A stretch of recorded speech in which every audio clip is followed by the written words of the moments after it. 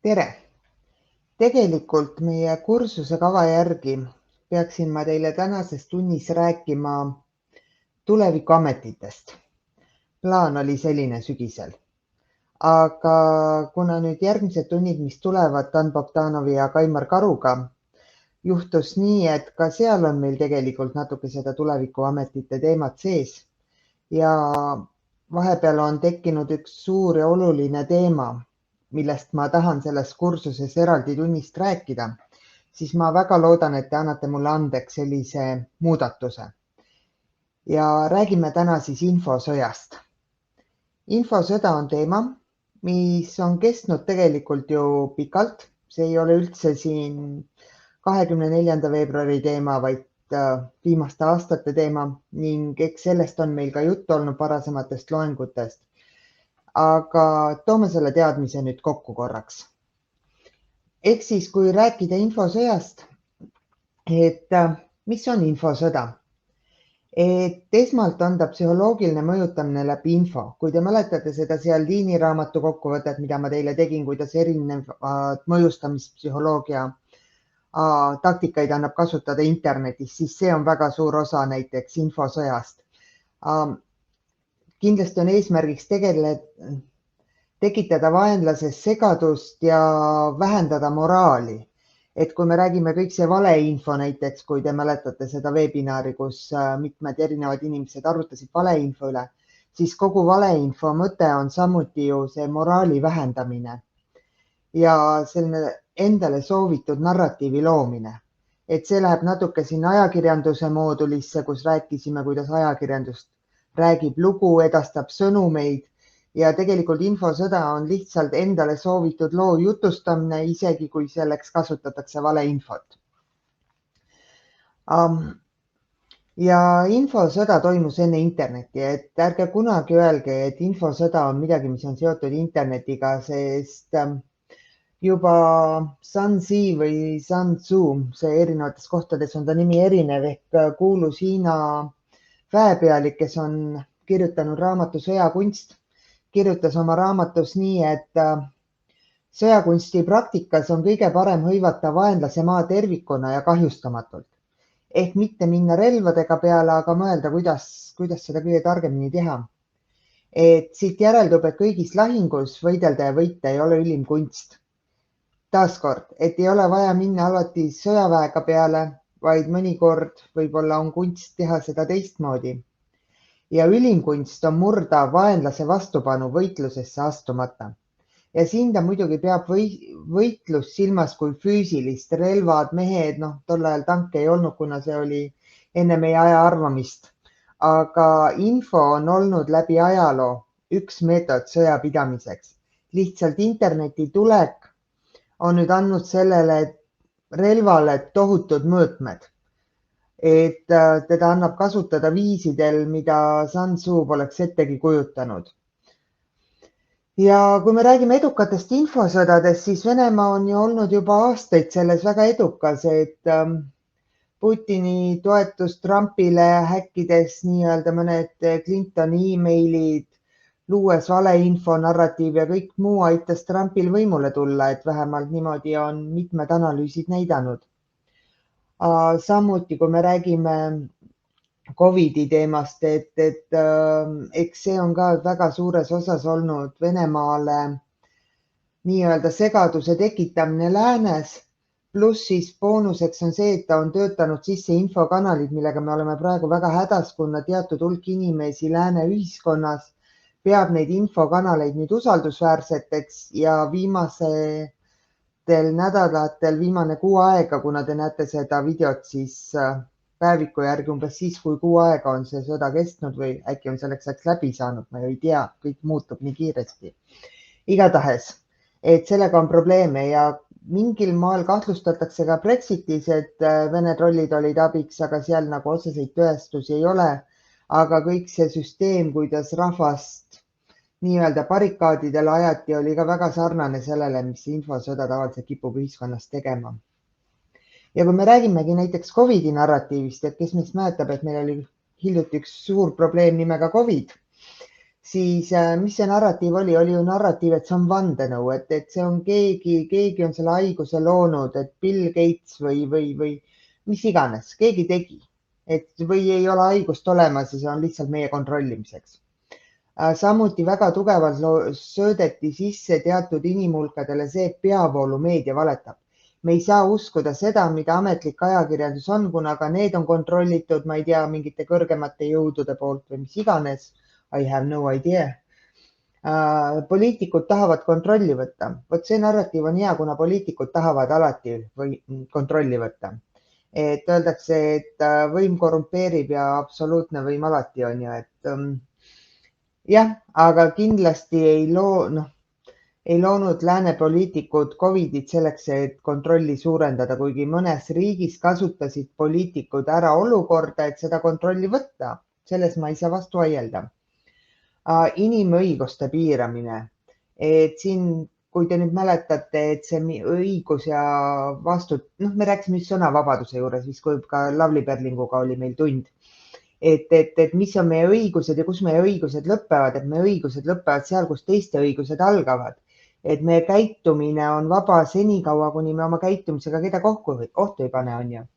Aga eks see narratiiv lendas paremini, kuna see oli selline hea ja lihtne. Miks mu slaidid ei liigu? Ja neid narratiivi toetasid paljud meemid. Et neid tõlgiti, tont teab, kus nad interneti sattusid. Mõne puhul mul on kahtlane tunne, et nad sattusid mitte läänest, kui me siit kaarti vaatame. Aga ütleme, et neid meeme me oleme kõik näinud ja meemid on võimsad. Ärge kunagi laikige või jagage meemi ilma mõtlemata, mis on selles sügavam kontekst. Et ta võib esmapilgul olla naljakas, aga tegelikult ta võib kanda sõnumit, mis on mõeldud meil ühiskonda lõhkuma. Ja väga rumal on sellist sõnumit ise edasi levitada. Et ma ei hakka siin pikemalt minema. Ja muidugi on siin häda see, et ka nemad, et pettus kestab, sest olete harjunud võtma kõike valmis kujul ilma analüüsita, ilma juurtlemata. Ehk siis valeinfo uskujad tegelikult süüdistavad teist poolt, et need ei mõtle kriitiliselt, ei analüüsi, mis on nii absurdne, et siin võibki teate see emoji, kus see pea plahvatab. See on see õige koht, ma vaatan, äkki ma pärast videost panen selle siia peale. Võib-olla ei pane, ma vaatan, kuidas ma viitsin. Aga ja, et põhimõtteliselt see vaidlus ongi nagu lõputu õudus. Et seda lauset me siin teame kõik, et vale teeb tiiru ümber maailma enne, kui tõde saapad jalga saab.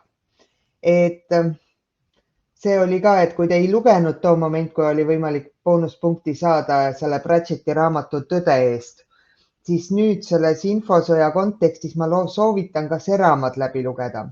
Kuna ta on hea kerge lugemine, ta on väga närverahustav lugemine ja samal ajal seal on seda sügavat tõde sees. Ja seal tiimi mõjustamise psühholoogia on ka asi, et ma võin teile hilinenult boonuspunktid panna, kui te selle nüüd korralikult ära loete ja mulle teada annate. Sest mul oleks väga hea meel, kui igaüks teist selle läbi loeks. Ja siis me oleme ka rääkinud trollidest, aga kordame üle, kuna ma sain ka hiljuti uut infot trollide kohta. Trollidega on nüüd nii, et neist bot-trollidest on meil kindlasti juttu olnud, need on need automatiseeritud programmid, kes käivad ringi ja ütlevad, et postitavad nii-öelda mingeid sõnumeid lihtsalt, et seda levitada, nad ei ole väga intelligentsed, nad mõnikord panevad teemast täiesti mööda, aga kuna seda teeb programm ja mitte inimene, siis nende võimekus postitada on tohutu. Teine on see Kremli jutupunkt inimtrollid ehk need, kes põhimõtteliselt, kes istuvadki nendes trollivabrikutes, kuskil saavad hommikul kätte veebilehed ja jutupunktid, mis nad seepäev peavad levitama hakkama ja siis käivad ja levitavad neid. Ja ma ei tea, kas Kremli jutupunkti inimtrollide hulka kuuluvad ka need inimesed, kes siis neid esmaste trollide juttu loevad ja siis edasi levitavad, et pigem kuuluvad, kuigi nemad ei tea otseselt, et nad Kremli jutupunkte levitavad. Nemad lähevad siis sinna alla kasulik idioot, et nad jäävad neid jutupunkte uskuma, aitavad levitada, aitavad nii-öelda vaenlase narratiivi levitada. Et ma lihtsalt ütlen, et ma filmin seda videot 13. märtsil ehk 2 aastat Covidi ajas, kui maailm lukku läks. Et lihtsalt, et panna konteksti, asjad muutuvad nii kiiresti, et muidu te vaatate hiljem ja mõtlete, mis jama ma ajan. Et näiteks täna ma ise oma Facebooki seinal tõstatasin teema, et üks meie Riigikogu liige Kalle Grünthal levitab avalikult samuti Kremli jutupunkte, et kas see on normaalne ja kas me peame sellist asja ühiskonnana aktsepteerima. Eks näis, kuidas see algatus läheb, et see on taaskord.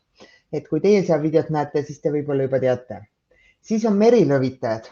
Merilõvitajad on need trollid, kes hakkavad sind totakate argumentidega piirama ja sa lähed ja vaidled nendega ja nad küsivad mingeid naiivseid totakaid küsimusi ja sul läheb tohutult palju energiat nendega suhtlemiseks ja neid ei anna ümber veenda ja võib-olla mõni ka täiesti teadlikult hoiab su tähelepanu endale, et sa ei saaks tegeleda olulisemate asjadega. Pool tundi tagasi just blokkisin Twitteris ära ühe merelõvitaja trolli, et neid tõesti on igal pool. Ja siis on edgelord trollid ehk seda tüüpi trollid, kes otseselt mingit teemat ei ajagi, vaid vastanduvad kõik ja kõigile, et see on nagu see 4chan ja 9gag tüüpi, et mis iganes on, me oleme vastu, naeruvääristame, trollime. Noh, neid te olete ka ise internetis näinud. Ja trolliga vaidlemine ongi see häda, et panen selle kaardi kohe suuremalt vahepeal, vaadake slaide vahepeal, mitte mind.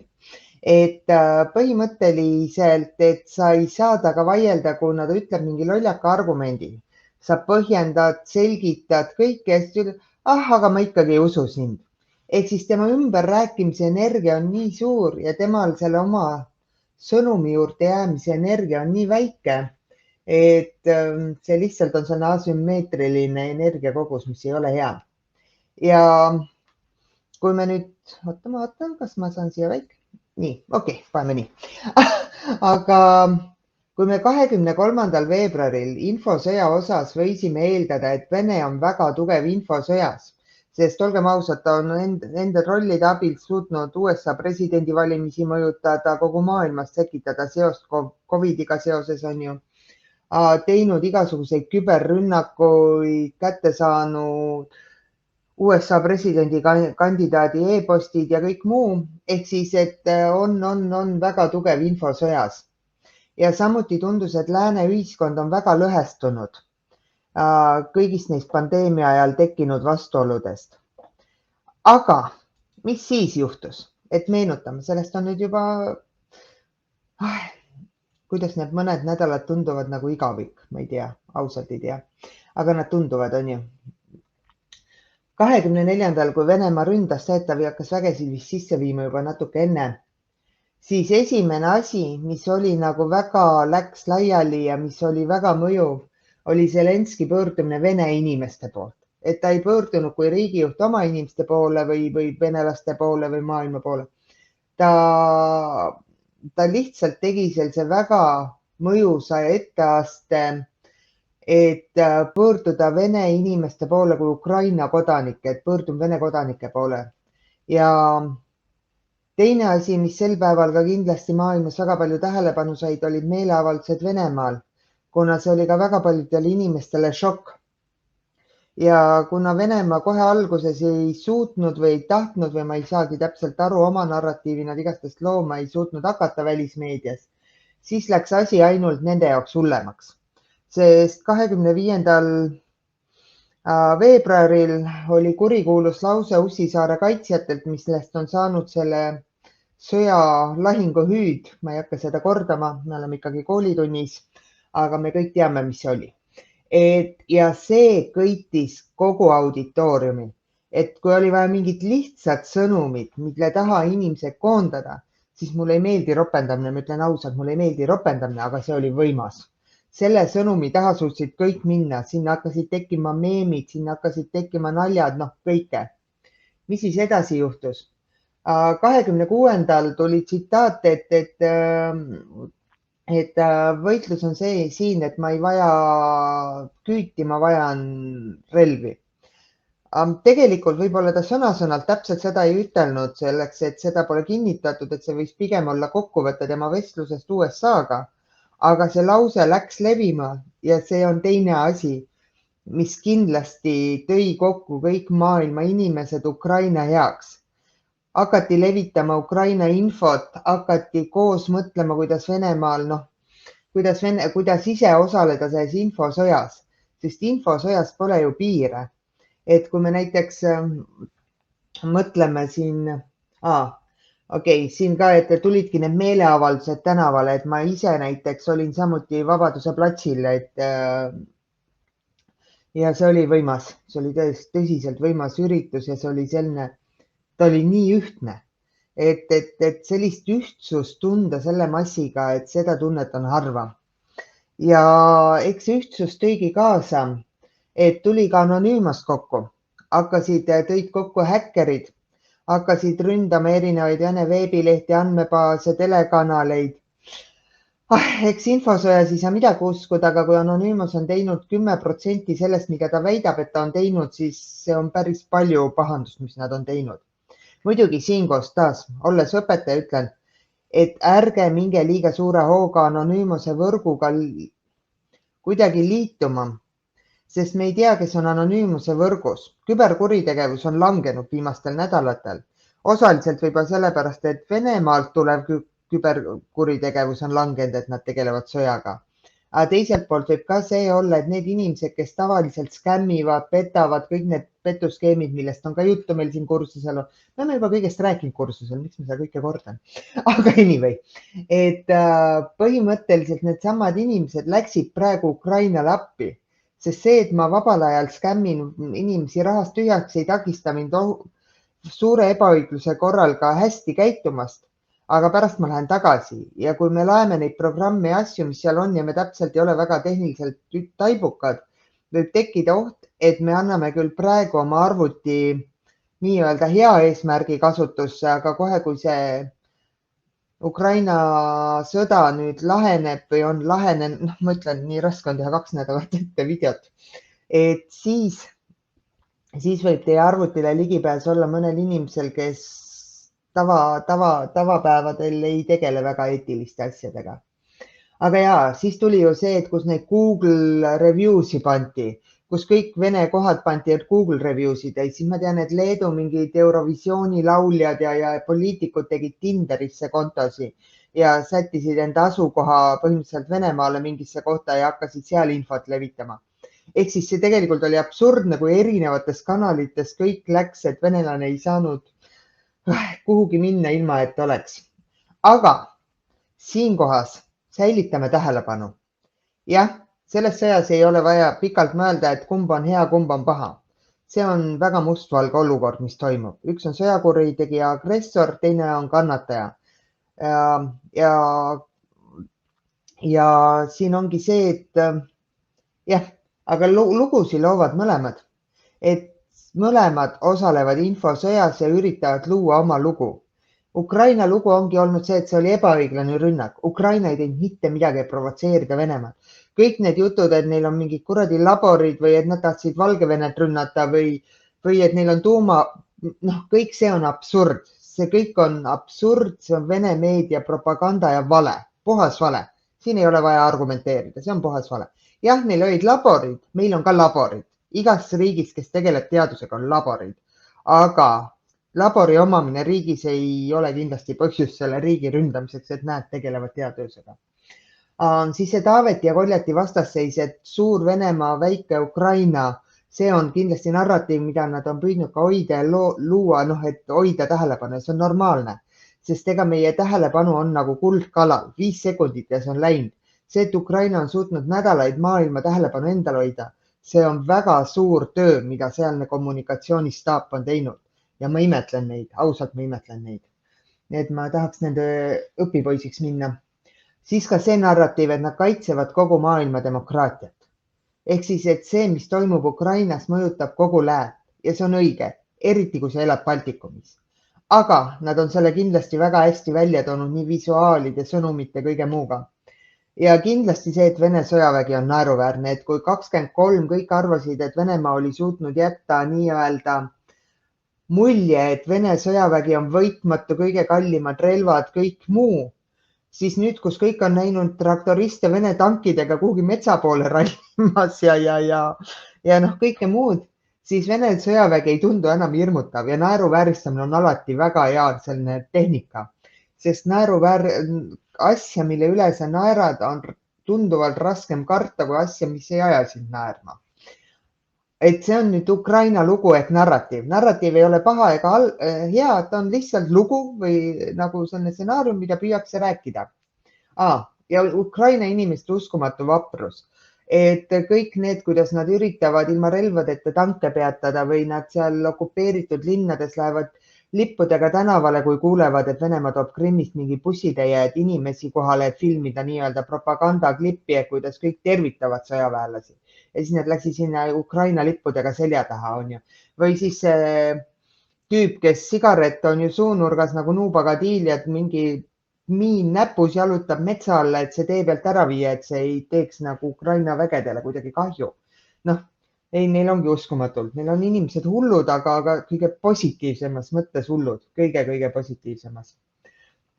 Mis lugu on Vene üritanud rääkida? Taaskord, kui te seda videot näete, võib neil olla juba järgmine lugu käsil, kuna need slaidid ma tegin mõned päevad tagasi ja ma huviga või ise vaatan ka, et kas on see info ka siin, mis on? Okei, kaitsevad oma inimesi. Nad kaitsevad oma inimesi mingi müstilise rünnaku eest, mida tegelikult ei eksisteeri. Kui räägitakse Donbassi ja Luganski ohvritest, siis ühtegi ohvrit poleks olnud, kui Venemaa ei oleks neid piirkondi 8 aastat tagasi okupeerinud. Ehk siis ise lähevad kõigepealt tekitavad konflikti, ise panevad inimesed nii-öelda konflikti olukorda ja siis ütlevad, et nad lähevad kaitsma. Väga tuntud Vene strateegia läbi aegade. Ma panen need slaidid suuremalt korraks, siis te näete ka, äkki jääb paremini meelde. Et Ukrainas on võimul natsid. Et mis natsid? Ukraina president on ise juut. Ta vanaisa oli üks 4 vennast, kes pääses üldse elusalt natside käest. Ja venelased pommitavad juutide mälestusmärke. Kes siin nats on, kui me niimoodi küsime? Aga seda nad igastahes on üritanud tükk aega siin väita. NATO juhib Ukrainas asju. Et Venemaa läks NATOga sõtta. See eile oli hea nali, et Venemaa sõdib NATOga, et nende kaotused on 12 000 on ju sõdurit ja mis iganes 1000 pluss sõjaväetehnikat. Aga NATO pole veel sõdimist alustanudki. Ehk siis tegelikult, ma ei tea, kas nad ise usuvad, et Ukrainas juhib kõike NATO. Ma ütlen, et pigem mulle meeldib see nali, et varsti tahab NATO Ukrainaga liituda, vaadates, mis seal toimub, seda vaprust ja seda, et venelased, Ukraina valmistab räpaspommi, et biorelva või midagi, see oli, ja et mingit sõda ei toimu. Praegu on ju nii, et nüüd nad räägivad, et ukrainlased vist nakvatavad mingeid linde, mis on mingi sellise biorelvaga, et tapab ainult venelasi, kusjuures Ukraina ja Vene geneetiline baas on väga tugevalt läbi põimunud, kuna seal paljud ukrainlased on Venemaale kolinud, palju venelasi elab Ukrainas, ma ei kujuta ettegi, kuidas seal saab, aga anyway. Ja et sõda ei toimu. Praegu vangistatakse inimesi, kes Moskvas kuidagi öeldakse, et väidavad, et sõda toimub. Ei ole. Täna taaskord just Twitteris vaatasin ühte videoklippi enne selle video tegemist, kus üks naine läks, kas sellel Punase väljaku lähedal oli vist see asukoht ja läks lihtsalt, tal oli väikene silt käes, nii väike, et mahub mu käte vahele ära ja seal oli pealkirjas Dva slova ehk 2 sõna tõlkes ja kiirelt viis politsei ta minema. Ja siis, mis eriti irooniline on, seal mingi filmigrupp filmis vist toimuvad, siis tuli üks noorem naisterahvas küsis, kuulge, et kas te ainult aktiviste filmite? Filmigrupp ütleb, ei, me kõiki filmime on ju. Kas te filmite mind siis ka, et kui ma tahan öelda, et teistmoodi arvata kui need vastupanijad? Filmigrupp ütleb ikka, et me tahame kõiki ja siis hakkab see naine nagu selgitama, miks ta usub, et see kõik ongi lihtsalt sõjaline operatsioon ja seal kohas katkeb, kuna miilits viib ka tema ära. Mingi päev arreteeriti inimene, kes hoidis valget paberilehte. Igastahes jah, et nii palju ei pea vaeva nägema, kui sul et siin ongi see probleem, miks venelane on hädas, et neil on ainult lugu, faktid on puudu, et nende lugu on savijalgadel ehitatud ja nad nii kardavad, et keegi läheb nendesse jalgade pihta, et nad tõepoolest on kehtestanud reegli ja kui sa põhimõtteliselt, kui sa esimest korda protestid, lähed 15 päevaks aresti, kui sa teist korda protestid, siis võib kuni 15 aastat tulla. Ja selliseid ja internet, et osa internetist on sealt lihtsalt lahkunud, on ju sanktsioonide tõttu, aga osa internetist on venelane ise kinni pannud, et inimesed ei saaks infole ligi. Et täna ma veel kavatsen õhtul vaadata enne magama minekut Vene Instagrammerite viimaseid postitusi, nad on ikka endast väga väljas. Et mõned, kellel siin on 5000-6000 jälgijat ja isegi kellelgi on seal üle 10 mitte 6, vabandust, miljonid. Et 5-6 miljonit, 10 miljonit, siis nad kõik paanilised. Praegu on kogu Vene Instagram on täis neid Telegrami QR-koode ja seda, et minge otsige mind Telegramis üles. Aga anyway, see ei ole üldse probleem selleks, et see ala, et mul ei ole Instagrami kontot samal ajal, kui Ukrainas pommitatakse süütuid inimesi, siis peavad aru saama, et probleemid on suuremad.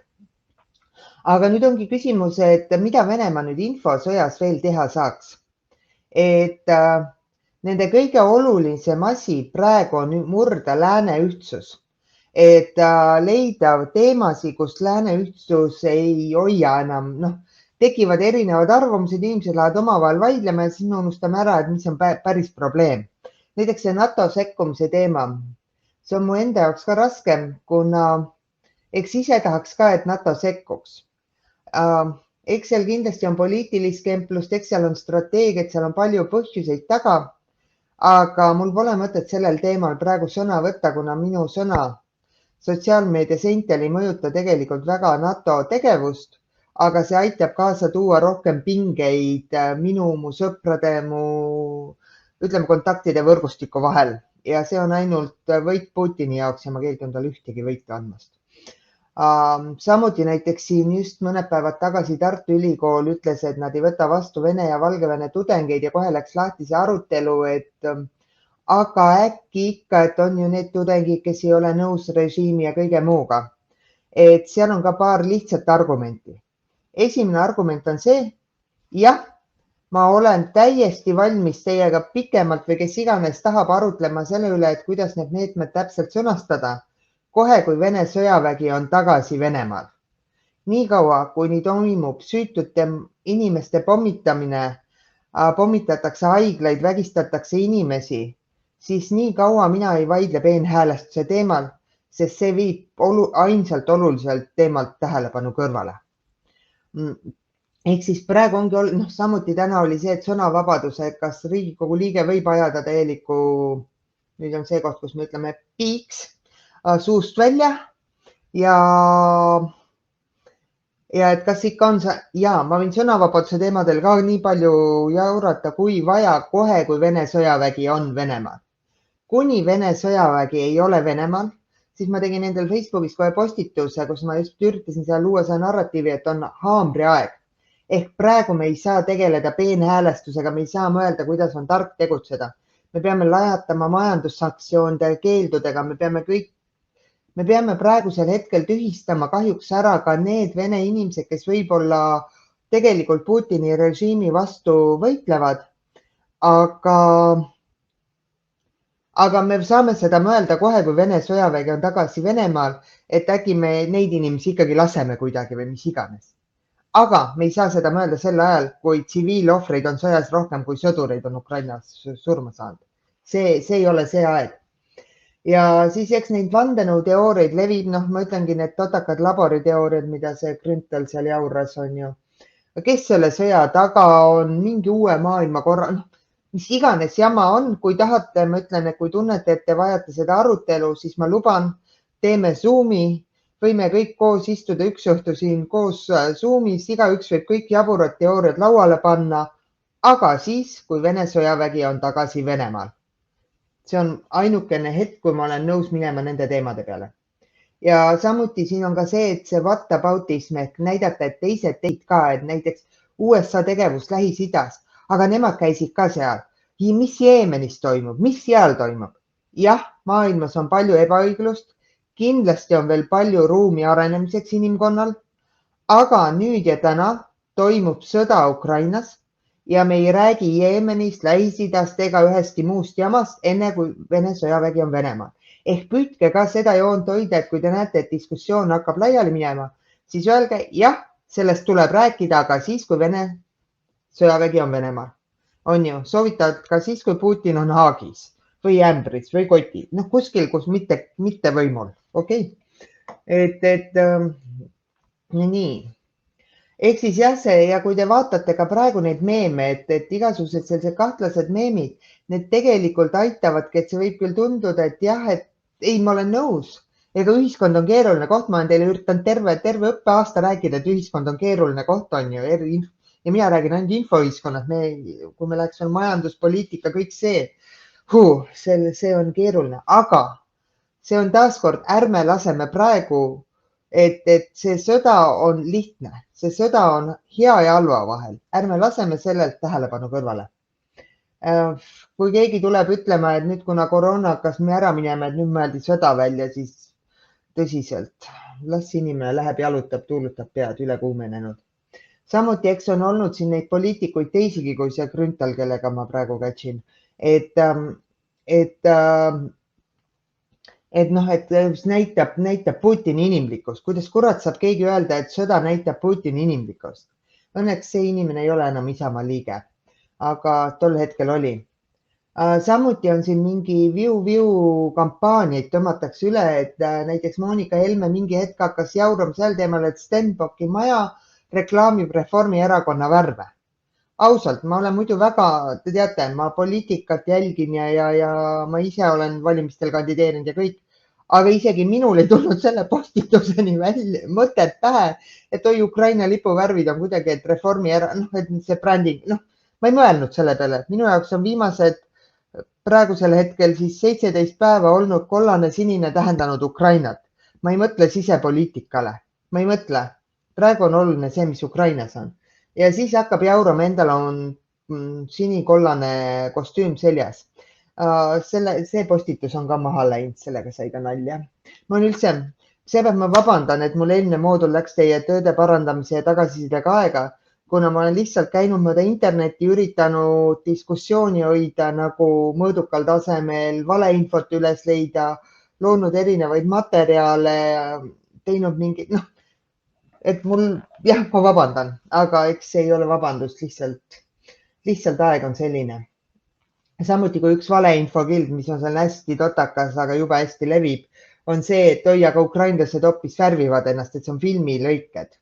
Eks muidugi venelane kahtlustab, kuna tema peab iga kord filmi tegema, tema päriselu ei saa filmida, on ju, tema peab minema ja tegemagi, lavastama, aga ei, see Ukrainas oli 2020 tegid mingit seriaali ja need pildid nüüd ringlevad väitmaks, et Ukrainas ei ole asjad nii nagu on. Ja tegelikult teate, seal on üks terve sait, kus venelased on iga tões uudiskillu ära tõestanud, et see on valeinfo. Ma ütlen, ma ei suudagi enam internetis üle tunni-paari järjest olla, kuna mul hakkab füüsiliselt halb selle üle, mis toimub. See on kohutav. Ehk siis tegelikult ja see on ka mul ühe vandenõuteoreetiku seinalt võetud asi, et propaganda töötab kõige paremini siis, kui need, keda manipuleeritakse, on kindlad, et nad toimivad oma vaba tahte kohaselt. See on elu iroonia, et ka see on nende sees. Aga mis me teeme? Me peame oma haridussüsteemiga tegelema, aga siis, kui Vene sõjavägi on tagasi oma piirides, on ju. Aga olgu, lõpetuseks ikkagi praktilised näited ka, et ei läheks nüüd siit ära 2 kätt taskus, et kuidas siis infosõjas käituma peab. Mul juhendaja ülikoolis, kes mul magistritöö juhendaja oli ja Mariat te teate, ta on ka siin meil mitmed korrad olnud kursusel. Mingi hetk hakkas punkte kokku koondama, ma lõin ka seal natuke kaasa ja sai sellised punktid kokku siin seltskonnaga. Raporteeri, kui näed valeinfot, mingit jama, raporteeri, isegi kui sellest hetkel kasu ei ole, siis ikkagi mingi hulga info saame maha, kui me siis piisav hulk seda inimesi raporteerib. Kuigi jah, ma ütlen, ärge lootke, et see alati toimib, aga andke see väikene panus, sellest on. Võimenda usaldusväärseid hääli, et sa ei pea ise looma kogu aeg originaalsisu, aga leia endale inimesed, uuri nende tausta ja jaga nende postitus ja aita neil levida. Ehk usaldusväärsel infol levida. Ma ise näiteks retweetin, kuigi ma pean ütlema, et esimene nädal, kui sõda algas, ma suutsin jah, ei läinud alati hästi, kuna ma suutsin paar korda ikka asju, mis ei olnud päris kindlad allikad, kuigi nad ei olnud ka päris valeinfo. Aga ikkagi ma üritan leida usaldusväärset infot, olulist infot ja siis retweetida seda oma Twitteri profiilile, et seda võimendada ja samuti, et need, kes mind võib-olla usaldavad, saavad minu Twitteri voogu jälgides vajaliku info kätte. Kui sa kritiseerid, ükskõik, keegi käib närvidele, mis iganes, kasuta kuvatõmmist, ära lingi algset postitust, seal on 2 põhjust. Algse postituse linkimine annab sellele postitusele jõudu juurde levimiseks sotsiaalmeedia algoritmides. Ja teiseks, kui hästi läheb ja see algne postitus saab raporteeritud või midagi, siis võib tekkida segadus, millest on jutt. Alati on hea mingi kuvatõmmist ja kui on vaja täiendav info, okei, pane kuhugi sinna alla teksti link ka, aga tee kuvatõmmis. Jaga originaalpostitust või näiteks ma ise siin risttolmlen Facebooki ja Twitteri vahel, siis kui ma võtan Facebookis mingi info ja jagan seda Twitterisse või vastupidi, siis ma panen juurde nii-öelda lingi või konto, kus see algne postitus tuli, sest praegu on hästi oluline kogu aeg välja selgitada, kes on allikas, kust info pärineb ja me ei tohi jagada infot lihtsalt see, et ma kopeerin, näen midagi, ma ei tea, TikTokis, TikTokis on vähemalt kasutajanimi juures, aga et näen kuskil midagi lahedat, ma panen info, aga ma ei pane allikat. Allikas peab olema juures, et kõige parem on alati jagada originaalpostitust. Ära trolli. Pingeid on internetis palju ja ma pean tunnistama ausalt teile, armsad õpilased, et see ära trolli on tegelikult päris raske reegel. Ei tea, kui palju asja ma olen valmis kirjutanud ja siis lihtsalt enter nuppu jätnud vajutamata. Aga see kuidagi minu jaoks toimib. Öeldakse ka, et kui seda kellelegi halvasti öelda, kirjuta see kõik paberile ja siis kortsuta paber ära, viska ära. Mulle toimib see umbes sama hästi, kui ma kirjutan pika postituse ära ja siis ma kustutan ära. Ma kuidagi tunnen, et pinge ikkagi lahtub. Aga avaldada ei tohi. Et leidke jah, ma tean, sa tahaks öelda mõndadele inimestele kehvasti ja ma ütlen, ma üritan jääda viisaka sarkasmi piiridesse. Parem ma ei ole, ma kahjuks ei ole väga hea inimene ja ma liiga hea ei ole kahjuks, et mul selline viisakas sarkasm, aga ma kogu aeg tunnen, et ma käin seal väga lähedal trollimise piirile ja ma lihtsalt loodan, et mu sõbrad annavad märku, kui ma seda piiri hakkan ületama ja tõmbavad mu tagasi. Sest ei tasu ise trolliks muuta trollidega võideldes. Ära muuda ka netitrolli nähtavaks. Siin on tegelikult hästi hea lihtne loogika, et kui sa näed internetis, et keegi midagi idiootset postitab, valeinfot, solvavad, kõike muud, ära mine seda postitust laikima ega isegi kurja nägu panema ja ära kommenteeri, kui see on, sest muidu sina aitad sellel infol levida ka oma infovoogu ja see info ikkagi levib. Sellise postituse puhul raporteeri. Aga siin on üks väike konks. Kui netitroll tuleb sinu seinale mingi postituse alla kommenteerima, mida sina tahaks rohkem nähtavaks muuta, siis lase tal seal vähemalt paar kommentaari teha, ära lange tema tasemele, ära mine liiga hoogu, aga alati on hea, kui netitroll aitab oma võrgustikule tõest infot selgeks teha. Aga jah, et mõelge, õppige, kuidas kontrollida fotode ja videode tausta ning päris võib-olla ma pean selle järgmine aasta kursusele lisama, see aasta me seda osa, sellist praktilist osa nii tugevalt ei teinud, aga põhimõtteliselt Google'is image otsing on väga hea ja te võite vaadata Propastop lehele, see on siin lõpus link ka, et jah, et kindlasti te ise oskate ka, et see oskus peaks olema paremini. Usalda eksperte ja professionaalseid ajakirjanikke. Ja siinkohas tuleb eristada. Kui mina räägin seda, et mingi info liikumine või infoallikas on kahtlane või seda infot kasutati sellise narratiivi loomiseks, siis selles osas ma julgen öelda, et ma olen ekspert. Ma olen ikkagi tegelenud piisavalt pikka aega valeinfo, küberturvalisusega, mul on kommunikatsioonijuhtimise cum laude diplom, on ju, ehk ma võiks lugeda ennast selles valdkonnas eksperdiks. Kui ma tulen teile ütlema, et kui 5 tanki on niipidi kõrvuti, siis nad on võidukad ja kui nad on niipidi kõrvuti, siis nad ei ole võidukad. Siis te võite kohe öelda buu, selleks, et ma ei ole sõjandusekspert. Ma võin küll leida usaldusväärseid allikaid, otsida, sest allikakontroll on minu pädevus. Ja öelda, et kõik pädevad allikad ütlevad, et Vene väed ei suuda Kiievit ära võtta, sest neil puudub hetkel piisav varustus, Kiiev on liiga suur territoorium ja kõik muu.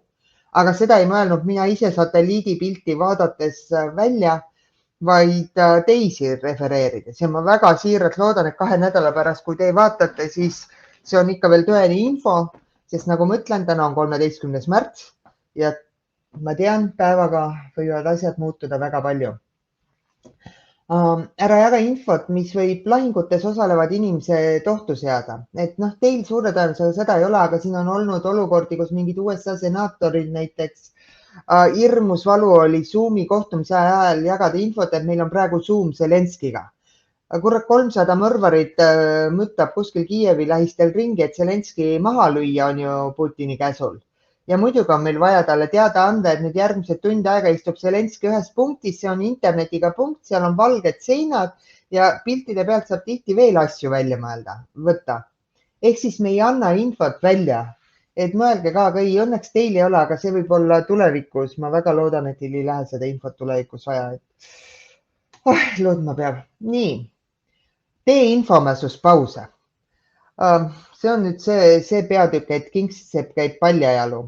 Sest mina ei ole suutnud teha selles infomässus pausi alates sellest, kui ma 24. hommikul otsustasin teha 5 päeva pausi. Ja nii ma sain alles 24. pärastlõunal teada, et sõda on alanud, sest kui ma tõmban ennast internetist välja, siis ma tõmban korralikult. Ma tundsin, et ma pean, aga peale seda ma ei ole. Aga plaan on, et mul on plaanid, kuidas selles infomässus mingi hetk paus teha ja tehke teiega plaan. Ärge tarbige liiga palju infot üle. Toeta ja väärtusta vaba ajakirjandust, et ärge käige ja kurke, et issand, nad küsivad artikli lugemise eest raha. Delfi paketi saab tellida suhteliselt mõistliku, ma ei teagi, mingi alla 10 euro kuu ja seda võib jagada 5 inimese vahel. 2 eurot per inimene kuu, et saada infole ligi. No kuulge, suvaline kohvi ka Statoilis maksab rohkem. Ehk siis et ajakirjaniku töö on päris keeruline ja nad tahavad ka palka saada. Ehk siis siiski väärtustage ja samuti, et ärge kritiseerige seda, et peavoolumeedia ei ole kuidagi tõene. Ei, ma tean, teie ei kritiseerigi. See oleks piinlik, siis ma peaks uue ameti leidma, kui te peale kogu meie loengut ikka arvaks, et peavoolumeedia ei ole usaldusväärne. Aga kahjuks võib-olla teil on tuttavaid, kes nii arvavad, et harige neid ka. Arenda iseenda meedia infopädevusi ja teate, kui hea meel mul on, et me oleme selle kursuse viimases moodulis nüüd, sest tegelikult enamik selle kursuse loengutest on kõik see, mida iga noor, iga vana peaks praegu teadma, kuidas ajakirjandus toetab, kuidas kommunikatsioon toetab, kuidas valeinfo on, küberturvalisuse ohud, mõjustamine, psühholoogia, sotsiaalvõrgustikud. See kõik on see, mida igaüks peaks teadma. Ma loodan, et ma tean, et osad pole kõiki loenguid läbi vaadanud, et pange kas või Spotify'st taustaks või suvalisest podcasti rakendusest taustaks järgmine kord, kui jalutama lähete ja kuulake need loengud ka ära, mis teil on praegu võib-olla vahele jäänud. Eriti valeinfo, eriti mõjustamise psühholoogia, eriti näiteks kõik see, mis Daniel Vaarikuga rääkisime, et see ajakirjandus, klikimeedia, narratiivide loomine, lugude jutustamine. Et jah, ning ole andestav ja jaga oma teadmisi, et negatiivsust on piisavalt palju.